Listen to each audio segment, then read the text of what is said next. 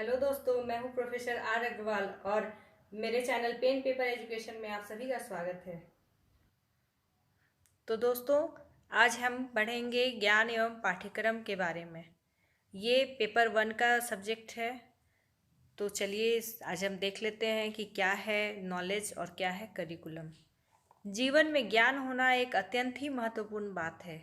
ज्ञान की प्राप्ति हमें शिक्षा के द्वारा ही प्राप्त होती है। जिस व्यक्ति में सोचने समझने की शक्ति होती है उसी को ज्ञानी कहा जा सकता है। जो व्यक्ति नासमझ हो, जिसमें समझने और सोचने की क्षमता ना हो, उसे हम ज्ञानी नहीं कह सकते हैं। जो व्यक्ति सही और गलत का फर्क कर सके, उसे समझ सके, वही सही ज्ञानी है। ज्ञान के इसी विषय को जब शिक्षा शास्त्र में समाहित किया जाता है, तब उसे विकसित एवं प्रभावी बनाने के लिए पाठ्यक्रम को शामिल किया गया। तो चलिए हम आगे देखते हैं कि पाठ्यक्रम का अर्थ क्या है।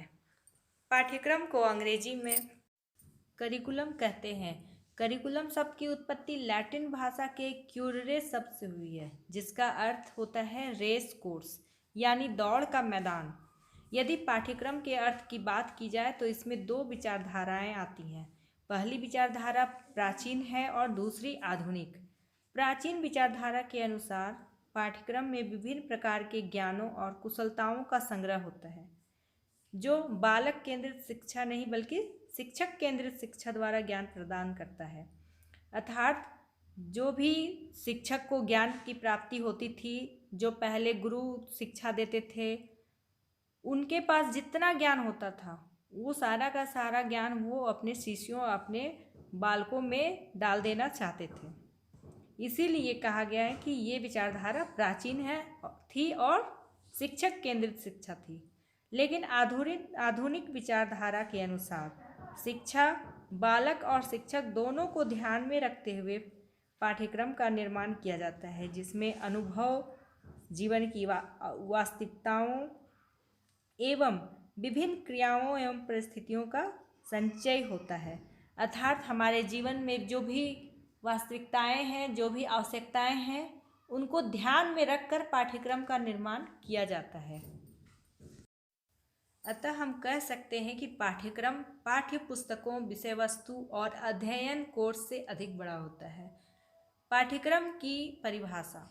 तो चलिए दोस्तों, अब हम देखते हैं कि पाठ्यक्रम की परिभाषाएं किन किन शिक्षा शास्त्रियों ने दी है और क्या क्या दी है।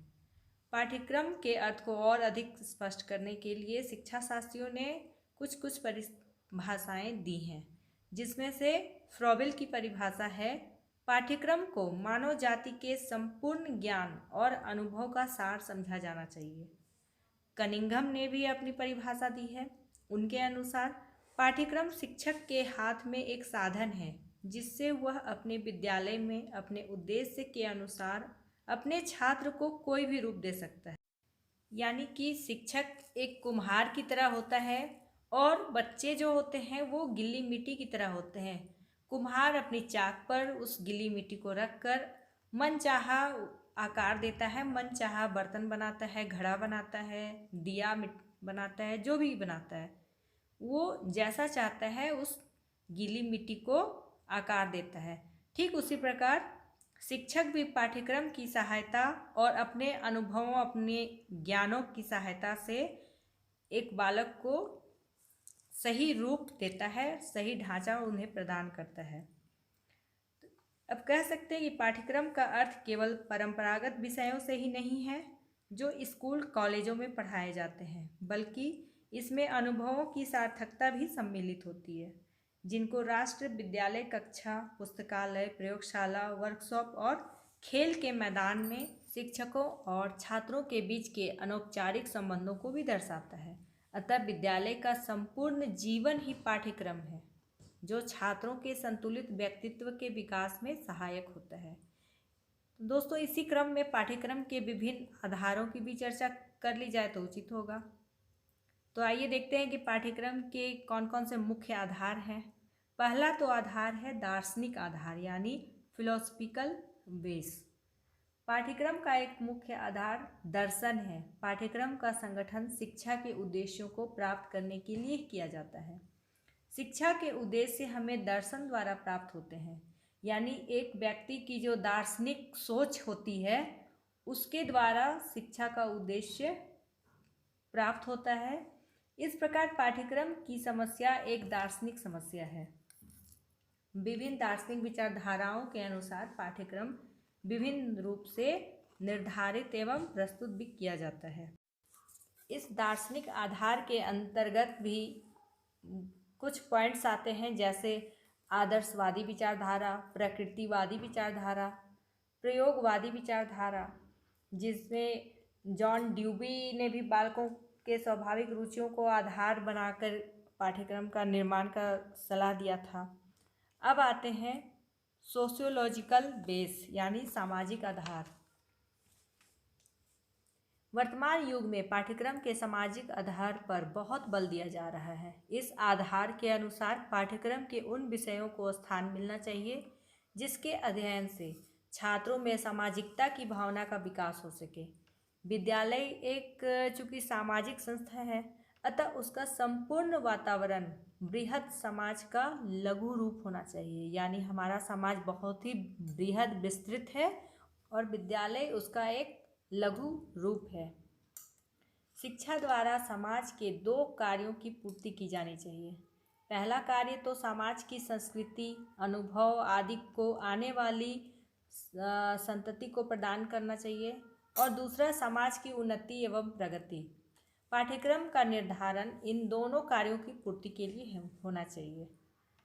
इसके लिए पाठ्यक्रम में भाषा, इतिहास, साहित्य, समाजशास्त्र, भूगोल, नीति शास्त्र आदि को स्थान मिलना चाहिए।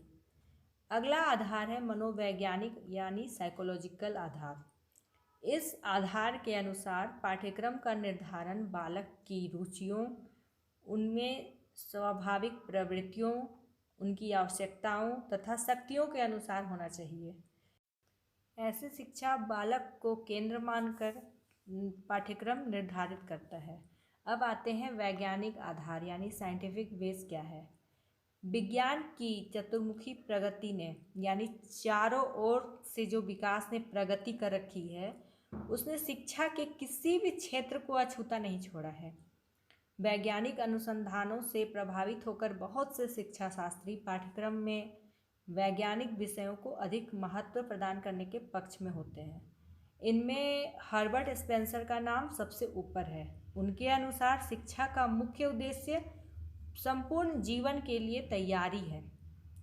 उनके इस उद्देश्य की प्राप्ति के लिए भी उन्होंने कई प्रकार के सुझाव दिए, जिसमें पहला है आत्मरक्षा में प्रत्यक्ष रूप से सहायक कार्य, दूसरा है आत्मरक्षा में परोक्ष रूप से सहायक, तीसरा है वंश वृद्धि व शिशु पालन से संबंधित क्रियाएं, चौथा है सामाजिक व राजनीतिक क्रियाएं, उसके बाद पांचवा आता है अवकाश के समय की क्रियाएं।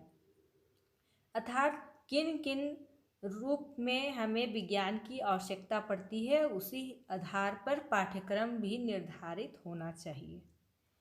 तो अंत में हम निष्कर्ष भी दे दें, जब भी हम कोई प्रश्न का उत्तर तैयार करें, किसी प्रश्न को तैयार करें, तो उसी प्रश्न के आधारित निष्कर्ष हमें 4 लाइन जरूर लिख देना चाहिए, जिससे कि हमें अधिक से अधिक अंक प्राप्त हों।